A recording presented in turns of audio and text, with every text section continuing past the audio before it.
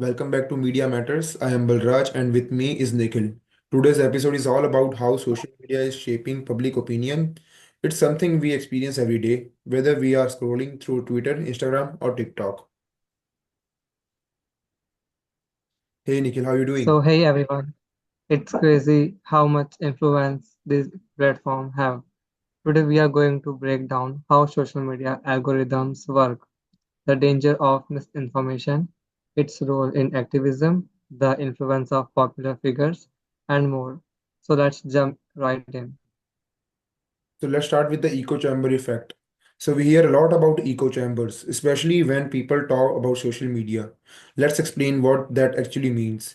The idea is the algorithms are designed to keep us engaged by showing us content we are more likely to agree with. Yeah, and there's a psychological aspect to it. Humans naturally prefer to avoid conflict. So, when we see content that supports our beliefs, so it feels comforting, but the downside is that we stop being exposed to different point of view. Exactly, and that becomes a problem when we start to think our version of reality is the only one. I came across an example from the 2016 US elections. People who leaned towards one candidate mostly saw content supporting that candidates are demonizing the other. It reinforced existing beliefs, and people rarely saw objective information.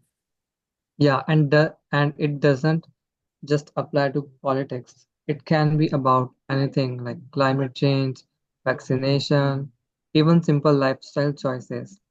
If you only follow accounts that post about a plant-based diet, you might start think everyone is doing it, when really it's just your algorithm showing you that world. The key thing to remember is that we have to be conscious of the echo chamber. It doesn't mean we can't enjoy social media, but we should be make an effort to seek our different perspectives and be open to new ideas. Yeah, being aware of this is the first step of breaking out of the that bubble.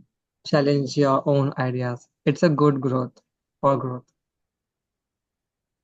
So now let's get into the spread of misinformation. So I'm going to talk about that. So it is one of the biggest problem on social media today.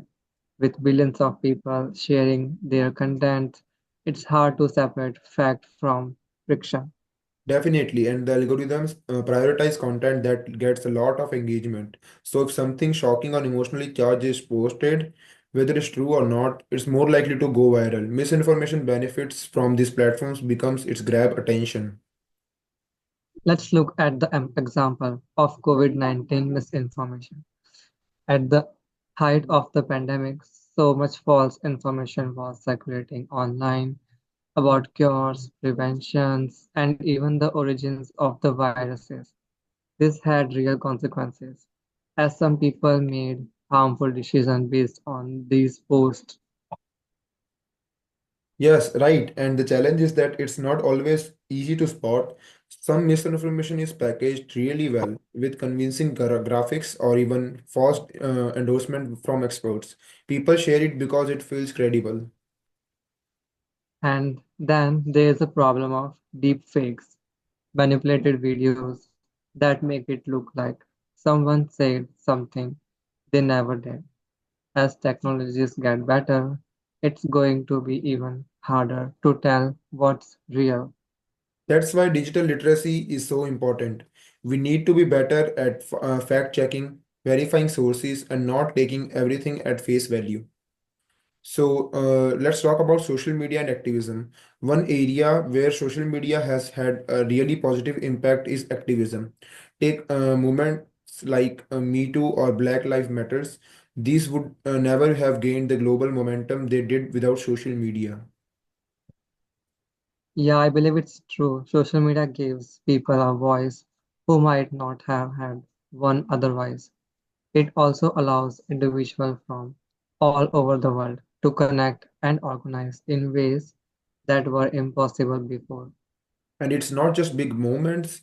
Everyday people can use social media to call attention to local issues like political brutality or environmental concerns. You can go viral overnight and force people to take notice. I think what's great about it is that it democratizes activism. You don't need to be a celebrity or a huge platform to make a difference. You just need a message that resonates with the people.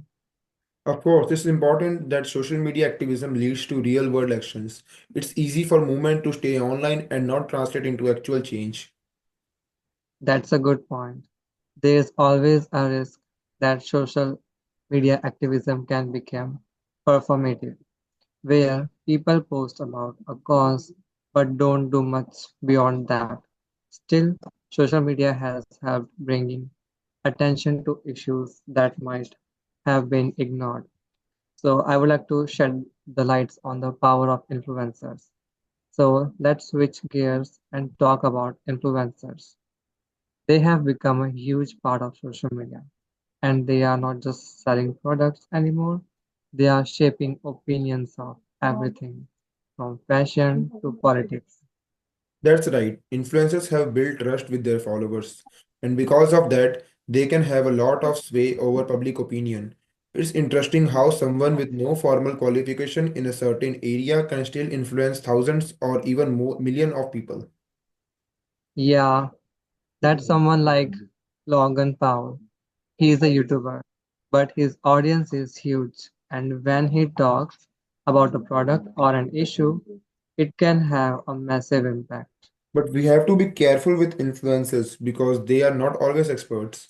Sometimes they spread misinformation or endorse products that might not be safe, and because people trust them, they don't question it as much. Exactly. We saw this with the anti vax movement, where some influencers were pushing misinformation about vaccines. Their followers believed them, and that had real world health consequences. So while influencers can be forced for good, raising awareness or promoting positive change, it's important for people to think critically about who they are listening to and why. So let's talk about social media and mental health. Another area we need to talk about is how social media impacts mental health. On the other hand, it's great for connecting with people, but on the other hand, it can lead to anxiety, depression, and feeling of inadequacy. Definitely. There's a lot of research showing that spending too much time on social media, especially platforms like Instagram, Facebook, can make people more worse about themselves. You are constantly comparing your life to the highlights of reels of others. Exactly. People only post the best part of their lives. So it creates the illusion that everyone else is doing better, which can lead to feeling of loneliness. And then there's the cyberbullying. Social media gives people a certain level of anonymity, and that can bring out the worst in people. Trolling, hate comments, and bullying can have a serious impact on mental health, especially for younger users. That's true. I agree. It's important for people to take break from social media and not let it decide how they feel about themselves. Following accounts that promote positivity and mental health can also help create a healthier online experience. That's how a lot to unpack, but we hope in this conversation helped shed some light on how social media affects us in ways we might not always realize. Yeah, whether it's echo chambers, misinformative, activism, influencers, or mental health, there's no denying that social media plays a big role in shaping how we see the world. Yeah, the key takeaway is to stay informed and critical. Social media can be a powerful tool, but we have to use it wisely and be aware of its potential downsides. Exactly. Thanks for listening to Media Matters. If you like this episode, so be sure to follow us and share your thoughts. Stay curious, stay informed, and we'll see you the next time. Take care, everyone. Bye bye.